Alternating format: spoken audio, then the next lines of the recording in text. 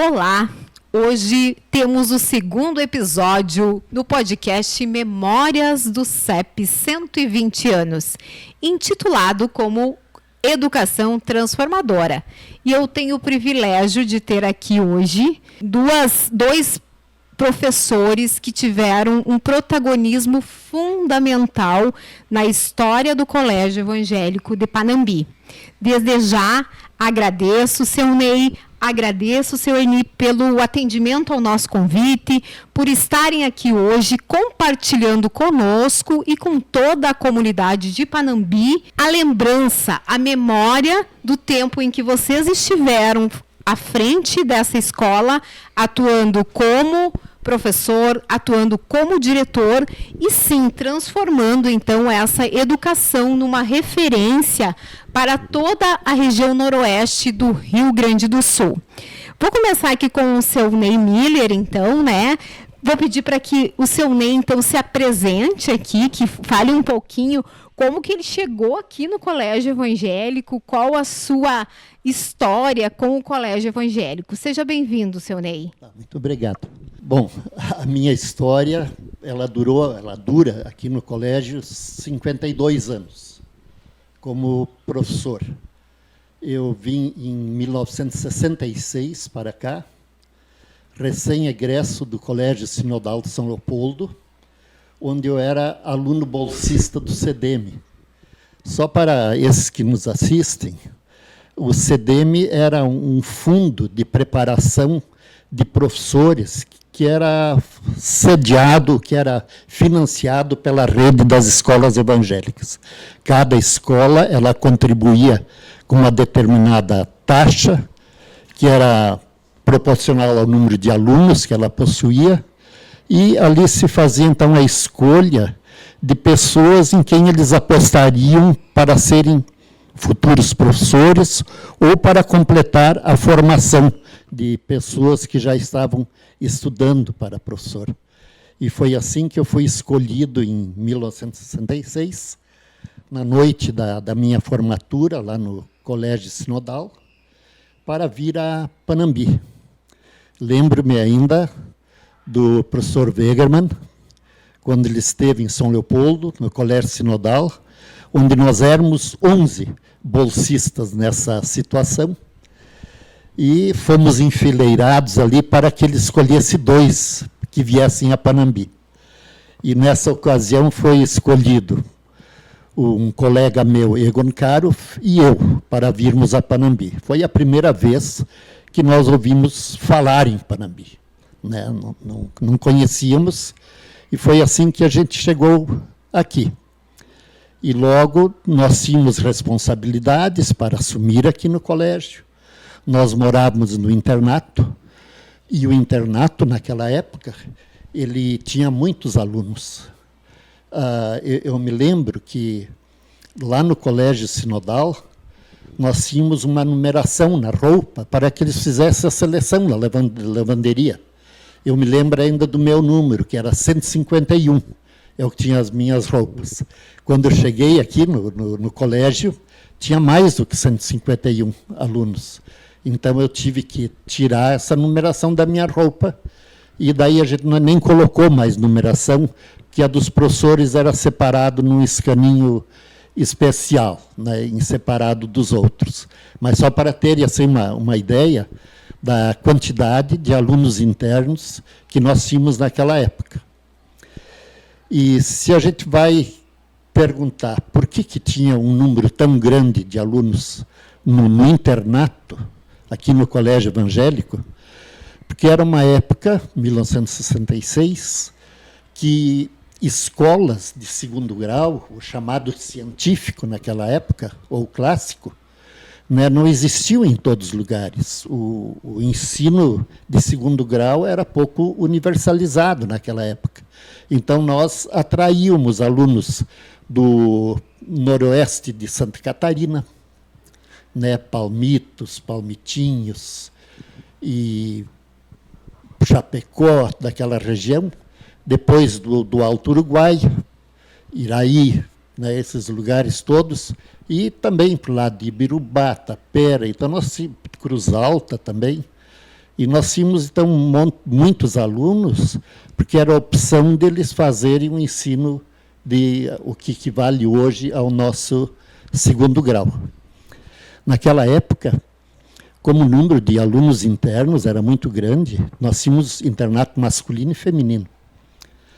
Nós tínhamos, à tarde, as aulas de estudo. E nós não tínhamos salas especiais para isso. Então, todos os alunos, mais de 150 alunos homens, e mais umas 20, 30 moças, pode ser que até eram mais, não me lembro, eram todos reunidos no Salão Nobre para estudar. E o plantão, ele era obrigado a manter plena ordem durante essa aula de estudo. Agora, se imagine, rapazes, moças, tudo lá misturado, né, o ambiente que se formava. E se, por acaso, a coisa desandasse, se o professor plantão não desse conta do recado, vinha o professor Wegemann, que era o diretor, né, que era carinhosamente apelidado de Baixinho, e vinha lá, Louso, o que está acontecendo aqui? O senhor não está botando ordem aqui? Né? E vinha precisando da gente. Então, era uma responsabilidade. Mas eram tudo coisas que a gente conseguia fazer naquela época. Né? Isso hoje já está, talvez, muito diferente. Talvez não seria mais, a gente não conseguiria mais fazer isso aí. E as aulas de estudo eram proveitosas, os alunos aproveitavam mesmo.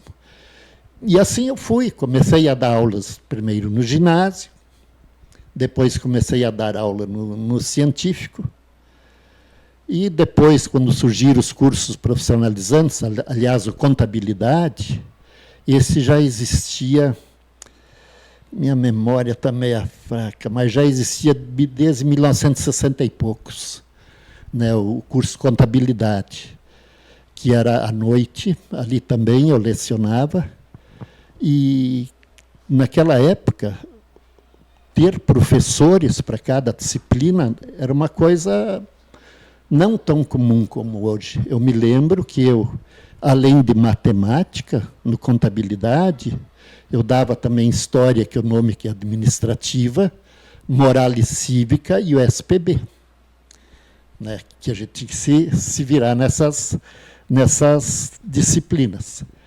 E depois, quando surgiram os outros cursos profissionalizantes, fui dando aula também nesses cursos. Tenho boas recordações, talvez os alunos também ainda, que talvez vão ver esse podcast, vão se lembrar. E assim eu fiquei em 2003. Daí eu assumi a direção e fiquei até o dia 2004. Fiquei, Ernita, me lembro que é 2004, novembro de 2004. É muita história, né? Novembro de 2003. E novembro de 2003, né, eu iniciei como diretor, até o dia 22 de dezembro de 2017. E por que 22 de dezembro? Porque foi a data que eu escolhi para deixar, então, de trabalhar aqui na escola, porque naquele dia eu receberia aqui no colégio uma turma que tinha se formado há 40 anos atrás. Então, naquele dia eu os recebi aqui no colégio e foi meu último trabalho aqui.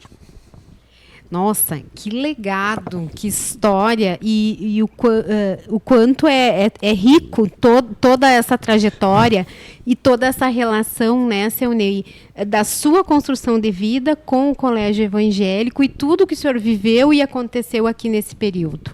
Sim, hoje, quando a gente sai na cidade, às vezes a gente não recorda mais de todos os alunos. Eles vêm, começam a falar com a gente, e inicialmente a gente disfarça, até para ver se durante a conversa a gente descobre quem é. Mas às vezes a gente tem que entregar os pontos e dizer, olha, cara, não estou me lembrando de ti, quem é você?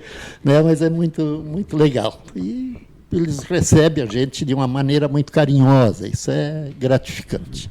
Aliás, isso é uma coisa que eu sempre tive, assim, os ex-alunos que vão me ouvir, eles hão de concordar com isso aqui, que a nossa relação sempre era muito amistosa, a gente tentava ir muito pelo diálogo.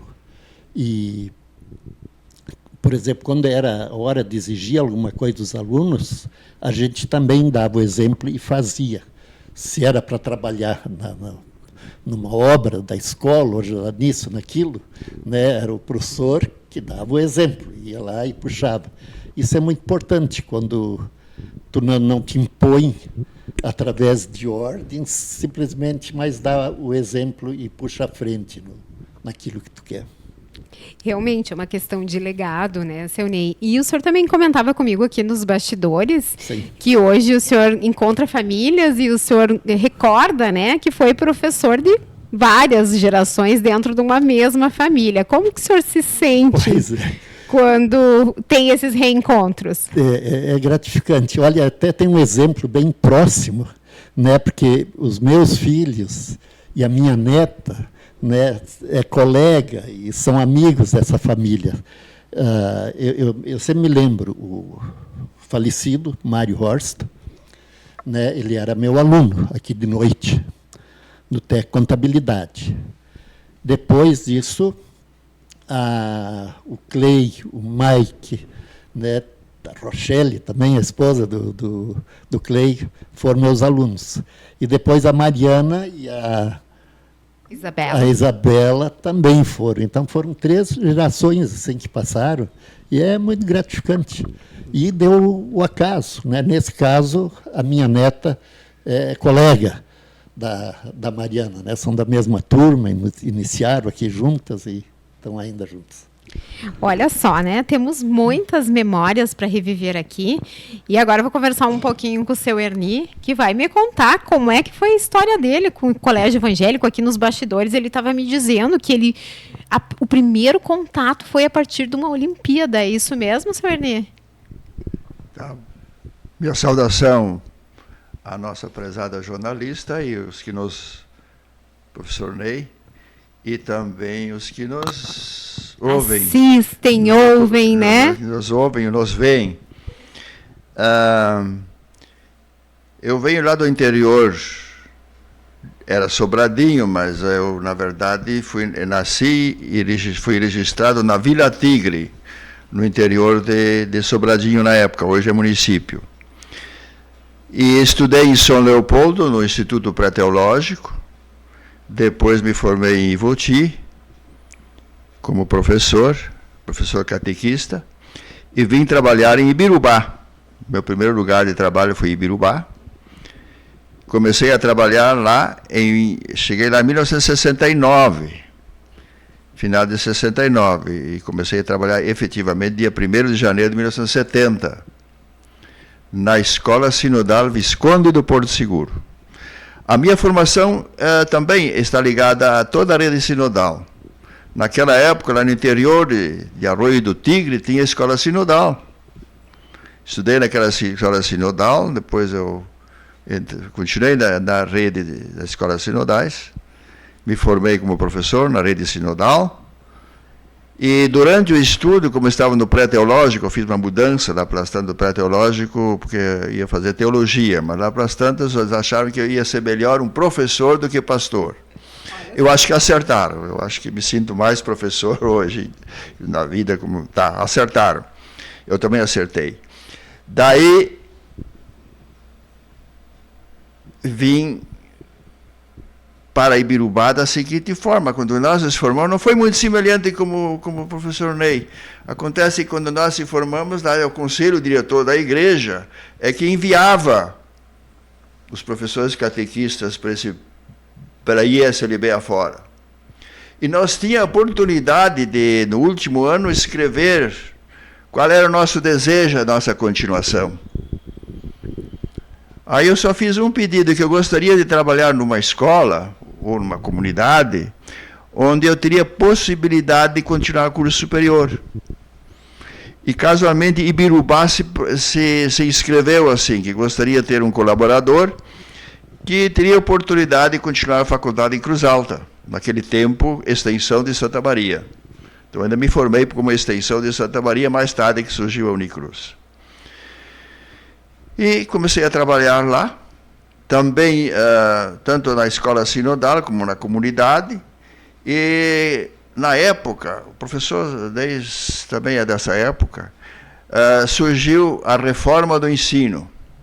Que antes, quando eu comecei a trabalhar lá, quando nós nos formamos, a obrigatoriedade praticamente era 4ª série ou 5ª série, mas na verdade era o seguinte: a gente era obrigado a estudar até os 14 anos. Aí não interessava, quer dizer, a lei era ter que estudar até 14 anos. Se estava na 3ª série, a 4ª série, a 5ª série, ninguém, mas tinha que estudar até os 14 anos. Surgiu a reforma do ensino, que foi, você implantou a 8ª série. Faltaram professores nesse interior, que é uma barbaridade. E com isso a gente teve o mercado de trabalho totalmente aberto. Também na escola pública. Então eu trabalhei na escola, estudava, trabalhei na escola sinodal e também me inteirei na escola pública. Mas como não tinha 2º grau na época, o 2º grau, a turma de Birubá vinha estudar em Panambi. Daí se implantou a escola polivalente e quiseram por bem o prefeito e a comunidade que eu assumisse a direção. Daí eu assumi uma escola do polivalente em Birubá. E acompanhei aquilo do início ao fim, implantei todos os cursos e tal. Mas a igreja ficava a rede sinodal de olho, para fazer convite, para aqui, para lá, me convidava para ir voltar para São Leopoldo, voltar para o Doms, mas eu me achava mais gente aqui no interior. E daí já casei, também casei em Birubá, e já começaram a nascer os filhos, mas lá para as tantas, a rede sinodal fez com que eu assumisse 3 de maio, a CETREM. Então, em 81 eu assumi a CETREM e fiquei lá até 90, final de 89, 90. E no período em que eu estive em 3 de maio, a igreja, como eu tinha cursos agrícola e voltado à igreja e de expansão, de integração com o meio rural, e também com o curso superior, eu tive uma bolsa para a Alemanha, na Alemanha pela Federação Luterana Mundial. Deu a oportunidade de eu estudar, ficar lá meio ano, com a família e tal. Daí eu me fiz um programa de integração escola-empresa, cursos profissionalizantes, em todas as áreas. Voltei para 3 de maio, e nós nos implantamos uma escola fazenda, na escola também a faculdade, mas lá pelas tantas, como eu tinha uma formação voltada para a integração escola-empresa, a Panambi me convidou no momento em que o professor Sheila deixou da direção. Eu vim para cá como diretor. Mas a minha primeira estada em Panambi foi numa Olimpíada, você fez ênfase, em 1962. A rede sinodal, na época era a 5ª Olimpíada da rede toda. Essa 5ª Olimpíada foi aqui. Eu vim como atleta do tempo do Instituto Pré-Teológico, como atleta. Aí eu conheci Panambi, conheci a escola, conheci o seu Wegemann, e naquele ano, que o mais importante, o baile final, tinha baile naquela época ainda, tinha baile no encerramento da Olimpíada, porque nós queríamos dançar com as moças da Fundação, das moças de Martin Luther, também de Panambi, de Juí, né? De Voti, né? E foi inaugurado o Salão Nobre. O Salão Nobre aqui foi inaugurado no fim de uma Olimpíada. E, por coincidência da história, depois, em 1995, eu já fui diretor aqui, a Olimpíada foi aqui de novo. Mas eu queria sublinhar alguns fatos assim, que foram muito importantes aqui, que a gente conseguiu, como o Ney também, nós conseguimos colocar em prática tudo aquilo que a gente aprendeu que deveria ser a escola, né, Ney? Né? Então, nós sempre tivemos, assim, conseguimos com a nossa formação já da rede sinodal, nós sabíamos o fio vermelho da rede. E a escola aqui, desde vocês ouviram a professora Helga Schiedemann, a escola sempre teve um rumo. A escola, o Colégio Evangélico Panambi, sempre foi escola do seu tempo, de fazer o melhor para os seus alunos, de ocupar todos os recursos que a comunidade tinha para o aprender, em todos os sentidos, né? E como escola que dava muita ênfase nos valores luteranos. Muito, muito, muito claro isso. E como a comunidade nossa aqui de Panambi tem alguns itens fortes, que é o trabalho, a igreja. Nós temos que, às vezes, a gente faz uma brincadeira, que quando a gente vem novo aqui para Panambi, perguntam, às vezes olham assim para a pessoa e dizem assim, o que tu faz?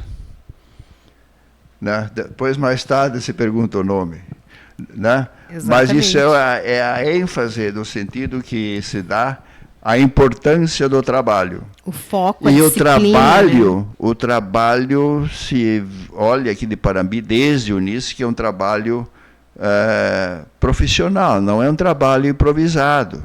Desde os primeiros alemães que aqui vieram como profissionais. A dona Helga contou isso muito bem, não precisamos repetir aqui, que o pessoal veio com uma profissão. E a maioria conseguiu continuar nessa profissão. Outros tantos não, porque daí eles foram para o meio rural, trabalhar no meio rural. E ênfase também com essa característica voltada para o trabalho, a escola se engaja em preparar as pessoas também para o trabalho. Mas não só para o trabalho, é para a vida. Né? Então, nós tivemos cursos desde o jardim da infância, onde se envolve, até dei uma fita para o diretor, onde nós já deixamos esmiuçados em 1990, na década de 90, de como se já faz essa introdução na vida comunitária, na vida familiar, na vida profissional. E a comunidade, muito integrada com a escola e a escola com a comunidade responsabilizou, ou melhor dito, desafiou a escola para o ensino também profissionalizante. Então, a escola abrange tanto o ensino humanístico, que vamos dizer, e também o ensino técnico e tecnológico. E isso fez com que a escola estivesse presente em todas as áreas da vida humana. Escola, para dizer de passagens, escola é uma organização diferente das outras organizações. Na escola, todos somos pessoas, todos somos humanos. E na escola, todos têm deveres. Os alunos, os pais, os professores, a direção, todo mundo tem seu dever a fazer. E o dever de fazer aqui era fácil, e sempre foi fácil, eu acho que sempre vai ser, porque o pessoal pega junto, tanto a comunidade como também os pais e os alunos.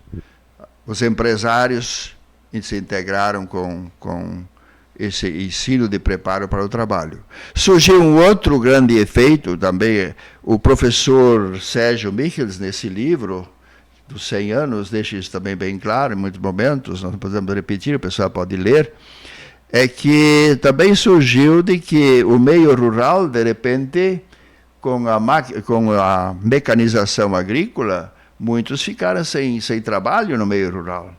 E o que nós íamos fazer com esse pessoal? E, por outro lado, as empresas aqui também desenvolveram, tanto a indústria, o comércio, também desenvolveram, e precisavam de profissionais. Daí, o que se fez? O Colégio Evangélico foi a instituição que preparou essas pessoas que saíram do meio rural, tornando-os profissionais que pudessem ficar aqui. Porque, por outro lado, as empresas também enfrentavam um problema. Por exemplo, o pessoal vinha aqui de Porto Alegre, de Pelotas, de Passo Fundo, ou de tantas outras regiões, de Santa Maria e tal, mas para trabalhar. E os nossos não estavam preparados para esse trabalho profissional. Mas o pessoal vinha para trabalhar, mas deixavam as suas origens familiares e tal. Eles não ficavam muito tempo. Eles trabalhavam um determinado período e voltavam. Aí os empresários, junto com o colégio, criaram então o programa Integração Escola-Empresa, e nós profissionalizamos esses meninos e essas moças que vieram do meio rural, que hoje são líderes nas indústrias, né? E eu poderia assim, até dizer de que uma escola, a qualidade de uma escola, se mede pelo sucesso dos alunos. E nós formamos muitas pessoas com muito sucesso. Se nós vamos nas empresas, nós encontramos todas as empresas, de uma ou de outra maneira, nós encontramos ex-alunos. Nós encontramos ex-alunos no setor agropecuário, nós temos pessoas que são veterinários, que são agrônomos, né, que são produtores rurais. Nós temos ex-alunos no comércio, mas nós temos ex-alunos da indústria, nós temos ex-alunos dos serviços, temos ex-alunos médicos, dentistas, economistas, professores, pastores, teólogos, né? Em todas as áreas eles têm uma base, né? Com muito orgulho, eu estive em Goiânia com o congresso com a minha esposa, e com muito orgulho eu vi um ex-aluno, Karl-Heinz Kepler, foi aluno do professor Ney. Ele escreveu esse livro, a Bíblia Conselheira, com uma outra equipe.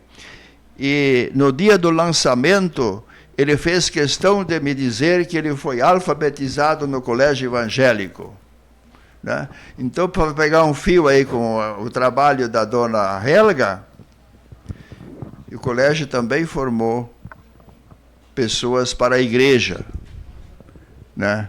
Que é o princípio para a igreja, para o mundo do trabalho, para as famílias.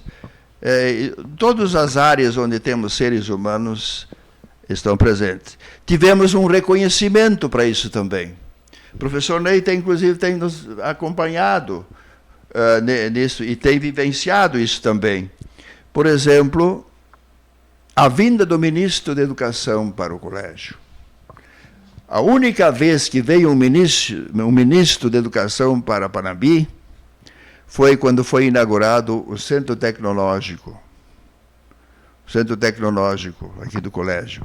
O Centro Tecnológico é fruto, eles às vezes até gozavam um pouquinho comigo folcloricamente. Casualmente eu descobri esse programa, eu li às vezes as sétimas coisas no Correio, no Papava e tal. Hein? Recorte de jornal. Aí, de repente, eu recortei, daí abriu um programa de profissionalização e tal, mas li, mas isso aqui, esses caras, isso nós podíamos ingressar. Peguei uma fita, eu acho que até foi essa fita que eu dei para o diretor, eu não me lembro se foi essa, não me lembro mais. Mandei uma fita para o MEC, como é que nós trabalhava aqui. E daí nós convidamos o MEC para fazer parceria. Eu mandei aquela fita e pá. Mas de repente ligaram de Porto Alegre que uma equipe do MEC queria nos visitar. Se nós íamos receber essa visita.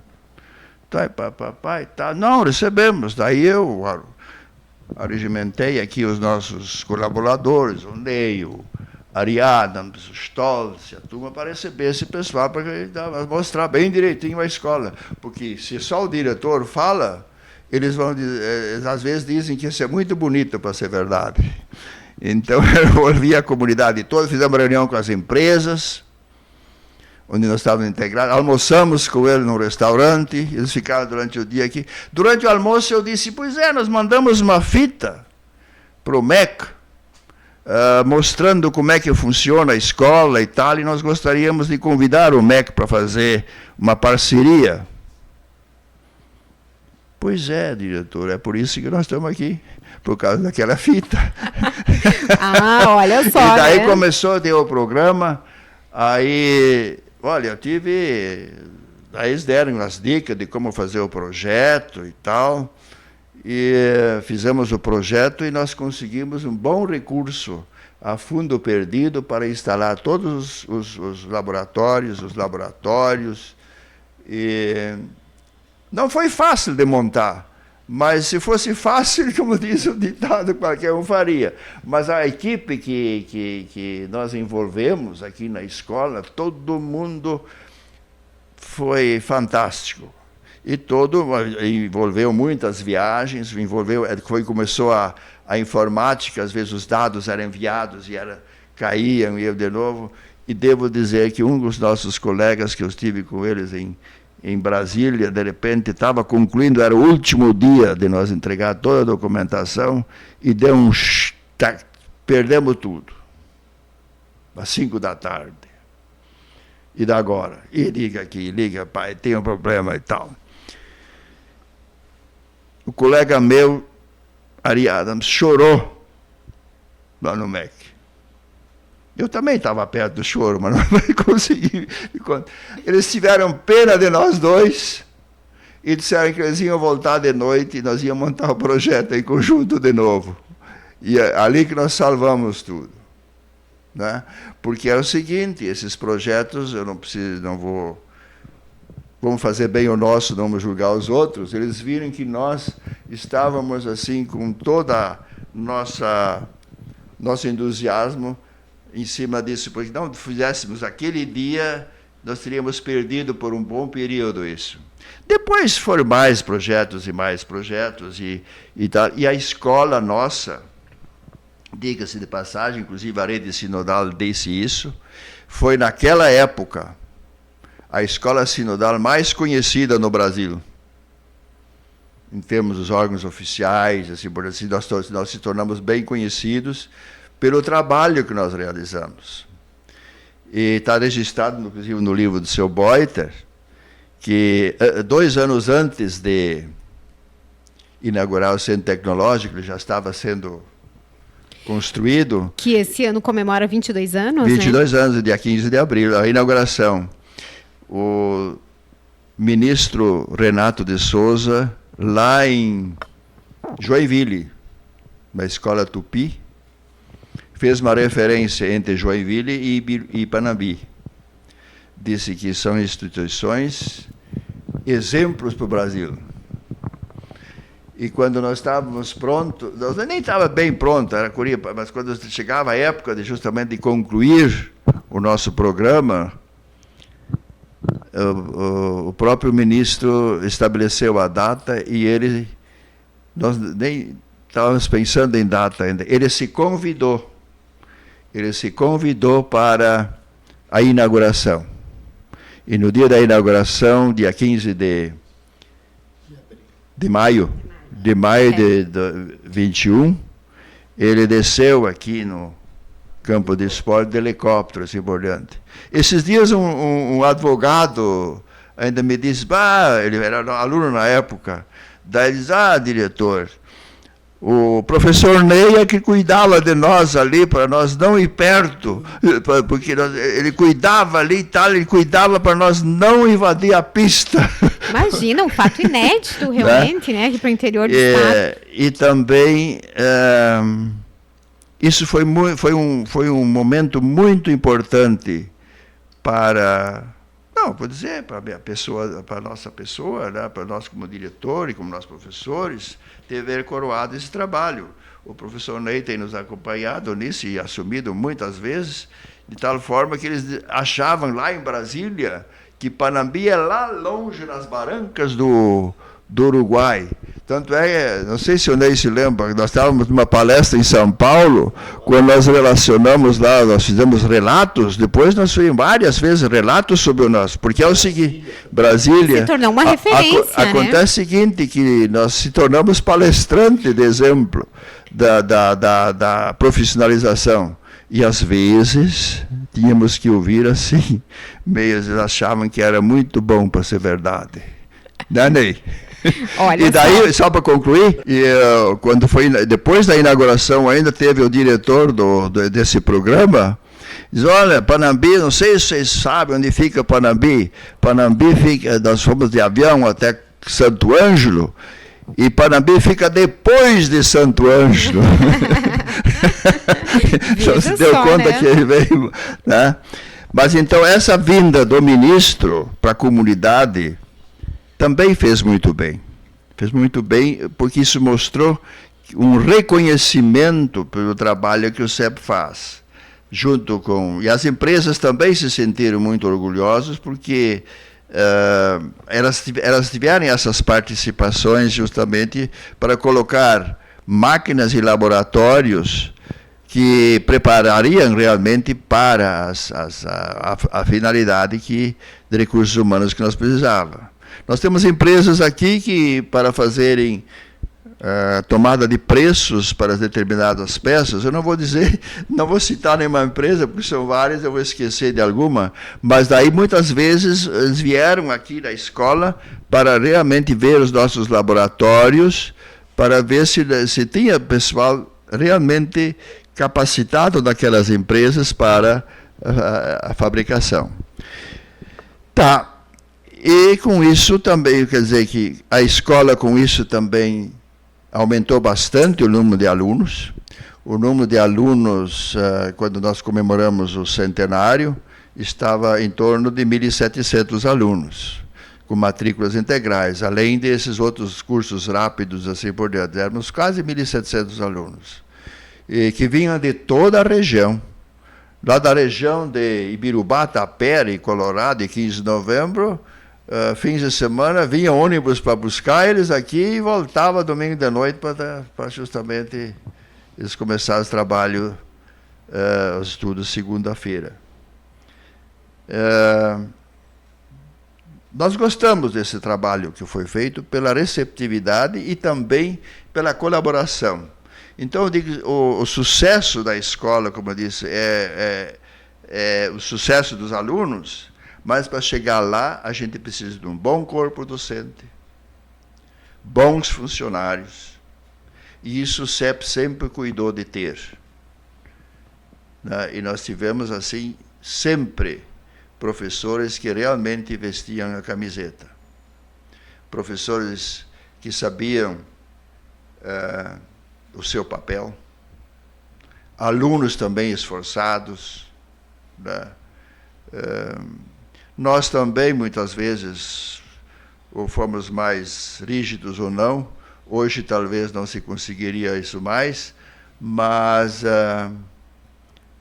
achamos que foi importante aquilo que nós fizemos, com nossos acertos, com nossos erros, e chegamos... No meu período, eu tive a oportunidade de festejar os 90 anos e os 100 anos. Foram duas festas muito significativas para a escola. Muito bem, né? Que história, que legado. O seu Erni fez toda uma recuperação e ainda a sua atuação dos momentos mais importantes do CEP. Esse foi mais um episódio, então, do podcast Memórias do CEP 120 anos. Até mais!